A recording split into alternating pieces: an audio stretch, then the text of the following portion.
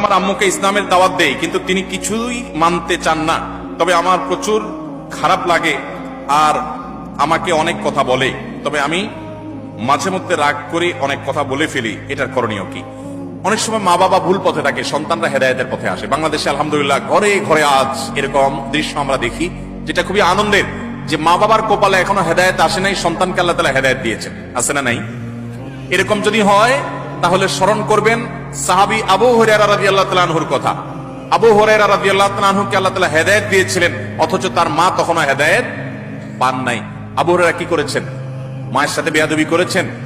মাকে গালিগালাজ বকাঝকা দিয়েছেন? না। তিনি মাকে যেরকম হেদায়েতের জন্য দাওয়াত দিতেন, দাওয়াত দিলে মা তাকে মারধর করতেন। বয়স্ক ছেলে বড় হয়ে গেছে, সেই ছেলেকে প্রহার করতেন, তারপরে তিনি মায়ের সাথে বেয়াদবি করতেন না।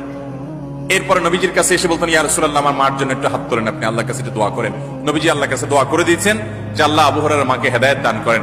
আবু হুরায়রা বাসায় গিয়ে দেখেন রাদিয়াল্লাহু তাআলা আনহু যে তার মাকে আল্লাহ তাআলা হেদায়েতের জন্য প্রস্তুত করে দিয়েছেন, তিনি ঈমান এনেছেন। অতএব মা বাবাকে হেদায়েতের জন্য চোখের পানি ফেলবেন, দোয়া করবেন, অন্যদের মুরব্বীদের নেককারদের দোয়া চাইবেন, এবং সেই সাথে মা বাবাকে হিকমতের সাথে বিনয়ের সাথে দাওয়াত দিবেন। তারা যদি কটু কথা বলেও আপনি পাল্টা কটু কথা বলবেন না। মনে রাখবেন, মা বাবা এমন এক বিষয় যে আল্লাহ তাআলা বলেছেন, তারা যদি তোমাকে কুফরি করতে বলে, তোমার মা যদি তোমাকে দুই নম্বরই করতে বলে, খারাপ কাজ করতে বলে, আল্লাহর অবাধ্য হতে বলে, ফালা তুতি'হুমা, তাহলে মা বাবার সে কথা মানবা না। ওয়া সাহিবহুমা ফিদ দুনিয়া মারুফা, কিন্তু দুনিয়াতে মা বাবার সাথে সুন্দরভাবে জীবন যাপন করবা। বিধায় মা বাবার সাথে বেয়াদবি কোনো যুক্তিতে করা যাবে না।